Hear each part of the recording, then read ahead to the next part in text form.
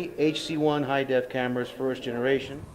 These have LANIC ports, which allow this controller to attach, hook up via LANIC ports, and allows to fire the cameras off simultaneously.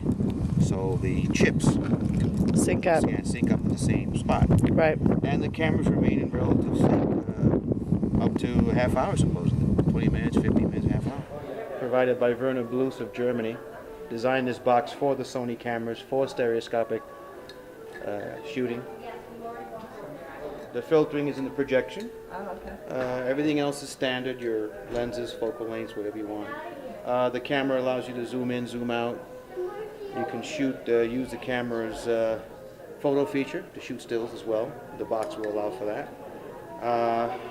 We fire the camera off via the box, start it, clicker sends a sound spike and a soundtrack to ensure synchronization, sync point to the left and right when you edit in Premiere or Vegas or any other program.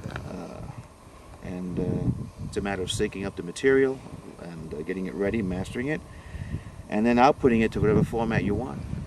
Anaglyph, left, red and blue, side by side, the coming Blu-ray standard.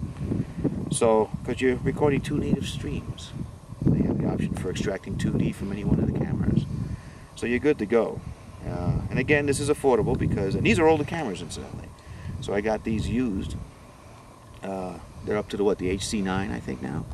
And Sony has another prosumer camera that's a 3-chip baby.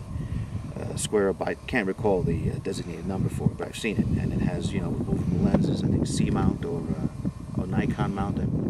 And again, this is a little weighty, I will admit.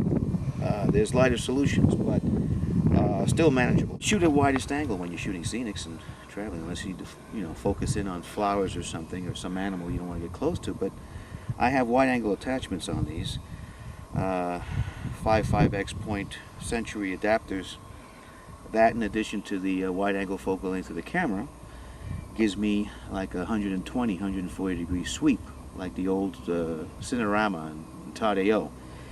And of course, contemporary cameras shoot in widescreen anyway, and the 16:9 format is the old VistaVision size, the old Paramount widescreen system. And they had a lenses, wider focal lengths that gave them 90 degrees, 110 for their shots in their old films, like White Christmas and Strategic Air Command, and you see it, especially if you watch these movies on your current 16:9 TVs, 60, 75-inch diagonals. I'm assuming that everybody understands the basic principles of shooting a 3D movie, that you're taking two simultaneous images approximately 2.5 inches apart, one representing your left eye view and the other your right eye view.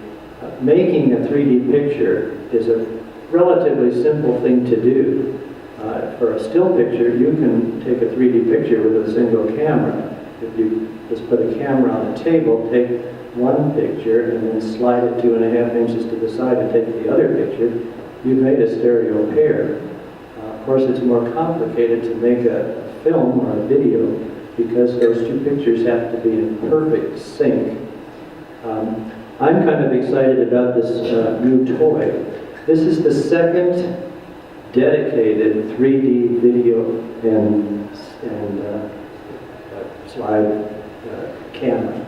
The first was made by a company in China called InLife, and we were quite excited about it because it took stills and video, and also you could view them immediately looking right into this little device which looked like a pair of binoculars. We unfortunately were not satisfied with the resolution. This is the second dedicated digital 3D camera, and it hasn't even been introduced in the United States yet. I bought it from Japan. I'm quite excited about it. It actually has an auto stereo viewfinder, so no glasses, you're just looking at what you're shooting in 3D. And as soon as you take the image, you can see it in 3D, auto stereo, no glasses. How many of you were here for the first half and saw the movie with the elevator and the clown? We shot that with these cameras. These are little Canon TX1s. They're consumer point-and-shoot cameras that Canon actually just discontinued. But they're little $300 cameras that were just designed to fit in your pocket so you can take them out, shoot pictures, shoot video. There's a community of Canon camera hackers who have been working out extra firmware for these cameras so that you can get additional features that the cameras are capable of doing that Canon sort of disables. And a couple programmers, a programmer in Japan teamed up with a programmer in England and created a firmware hack for these cameras that add a whole bunch of 3D functions to them. So first and most important, I can synchronize these cameras through their USB ports. That's what this little Altoids box hanging off the camera is. Basically, it's just a batteries wired to a button that sends a pulse to the USB Why don't you ports. hold the mic for John? Sends a 5-volt pulse to the USB ports on the cameras when I press it.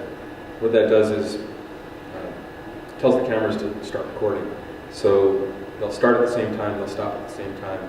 I can also adjust the zoom and a couple other functions just hitting this button.